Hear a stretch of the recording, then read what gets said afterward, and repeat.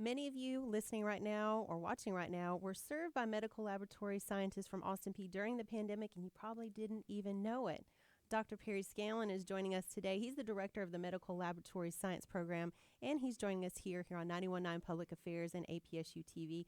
Perry, thanks so much for stopping by and joining me. Thanks, Micah. I'm really excited to be here and talk a little bit about medical laboratory science. Yeah, and it's really cool. So a lot of people may not know what medical laboratory science is all about. Can you tell us a little bit about that? Yes, so medical laboratory science is all about the testing, and most people believe testing is specimen collection, which is our colleagues that are phlebotomists. But actually, MLS are the ones that analyze the samples that are received in the laboratory. So in areas like strep throat, we might perform testing to culture that bacteria that's causing disease, or in the case of COVID that we all know about, to do the PCR testing behind it to make sure that our diagnosis is correct for that patient. And so medical laboratory science professionals handle basically about 70% plus of the diagnostic decisions that are made by your physician. So we handle all the testing from transfusing units of blood to microbiology to even things like chemistry of our blood and body fluids. Wow. So a lot of different doctors and medical professionals that you work with. And so it sounds like we probably don't see the work that happens that your team, that your students and people who do that kind of profession do. Give us maybe an idea of what a day is like. Because obviously you have special gear you have to wear. You have special things that you do. Kind of explain to us what a day is like when you have to gear up and handle the testing. Sure. Micah, thank you so much. Definitely. If we want to work in a clinical laboratory, we start with our basic things like closed-toed shoes, our white lab coats, personal protective equipment like nitrile gloves. We moved to nitrile from things like latex gloves because people are allergic to latex. So our nitrile gloves, sometimes we wear face shields or masks depending on the situation. And so sort of to get ready for work, we don those types of materials, and we sort of get to work. And depending on which section we're in, we do a variety of different tasks. So, for example, someone in the COVID lab might take a specimen and go about preparing it to release the RNA or DNA that we're collecting from the sample, and then set that up in an instrument, sophisticated instrument that has been calibrated and set to perform testing, say, in COVID-19. And so we can actually detect COVID. Very interesting. Now, and obviously your students, you, and again, medical laboratory scientists in general, had a very key role in helping do a lot of testing here from Austin P. Tell us a little bit more about that, and if you have a rough, estimate how many tests that you all did.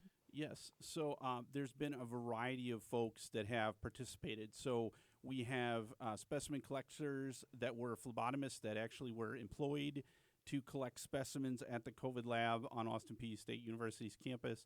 So we started with some of those students, and then Dr. Phillips has essentially run the COVID lab along with the pathologist so that we can do the testing. So essentially the phlebotomists were collecting the samples, and we were handling about, to this point, about 20,000 specimens for COVID-19 on campus. So a large number of tests considering what goes into each one of those. And one thing that's not really understood is the level of technology and the need for exactness in terms of working with those patient specimens.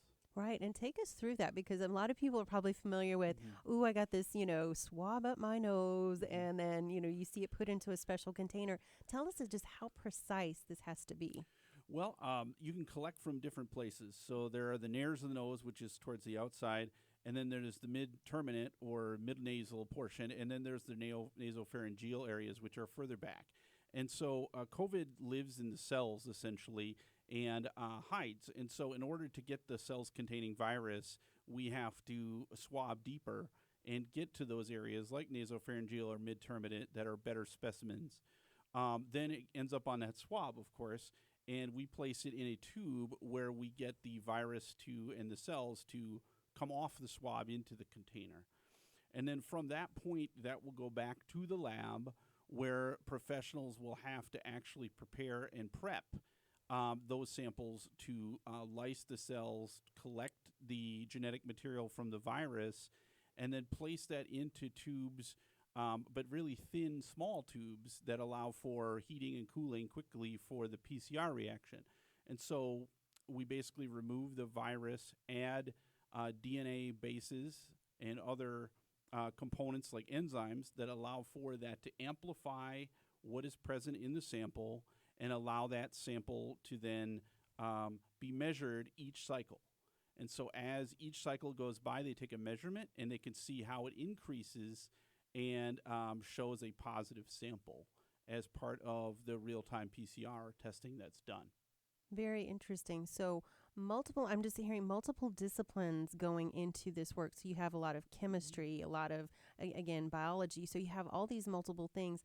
Talk a little bit about what your students are learning. And of course, again, as we were mentioning, it has a lot of hands-on too. Yes. Tell us a little bit about that.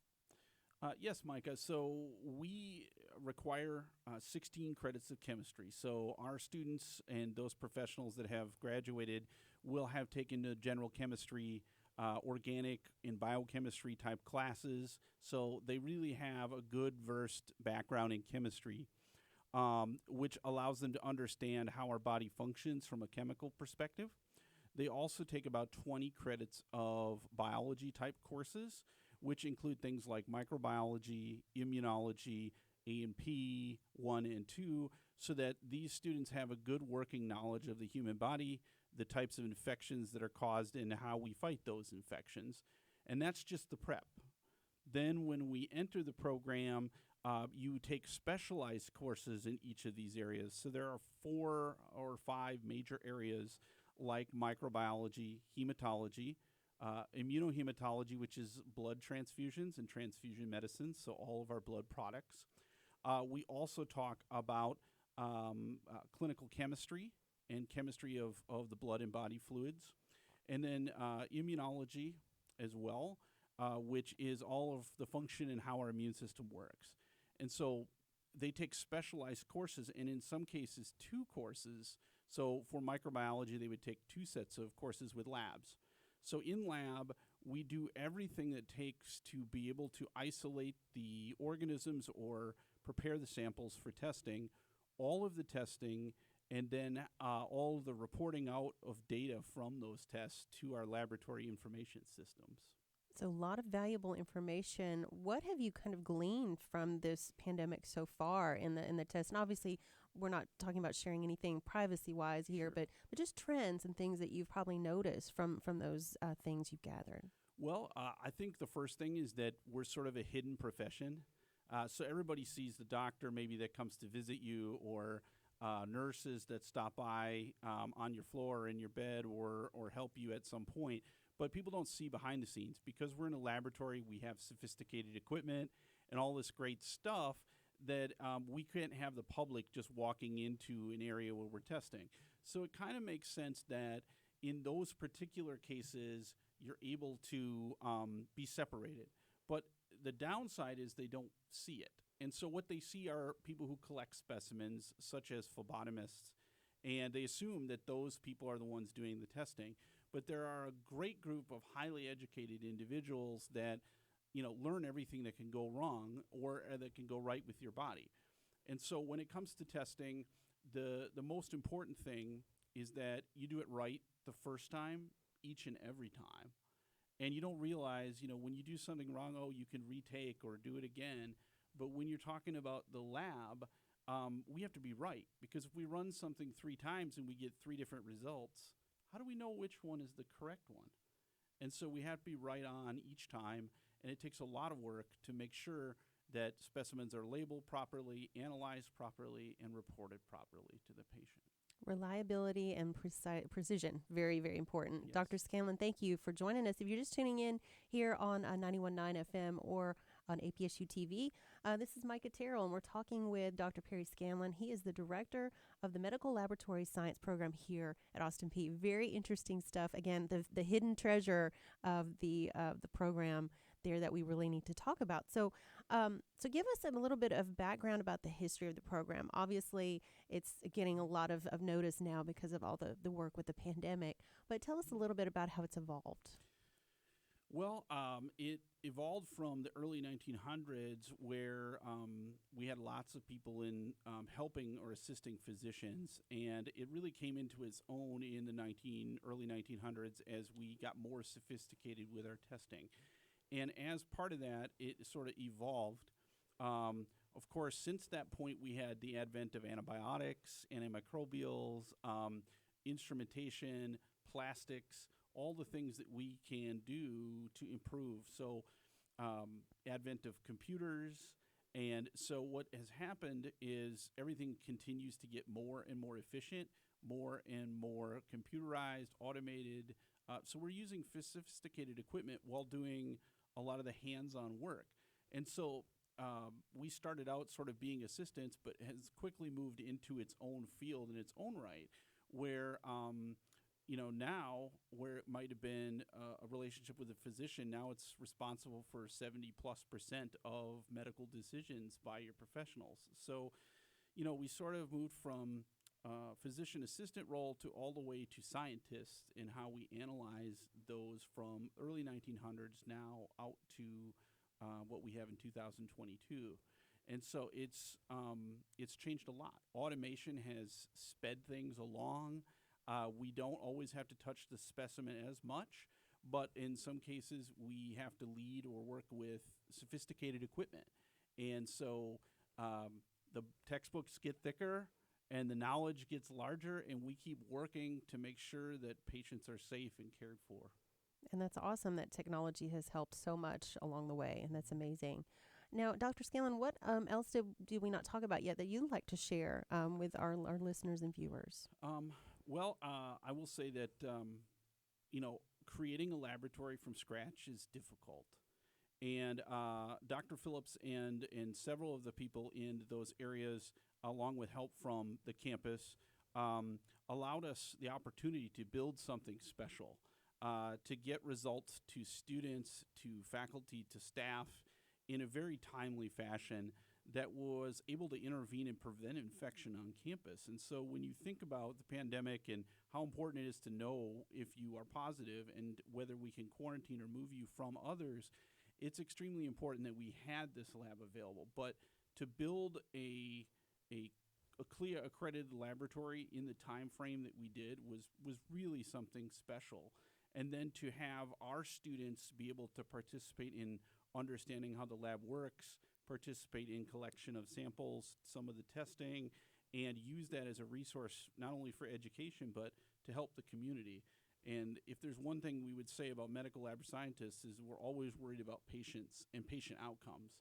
And so it's absolutely very important to us that everybody's sample is precious. That's somebody's grandmother, somebody's parent. And we want to make sure that we always work to maintain the safety of the patient, give them reliable results. And, we're not seen and we're not heard, but we are very important. And I'd like to thank all the people that made that possible for students and faculty on campus, for sure. Very important. And again, as we go through, the pandemic continues to be important. So thank you, Dr. Scanlan. Now, if anyone's interested in the medical laboratory science program, how should they learn more about it?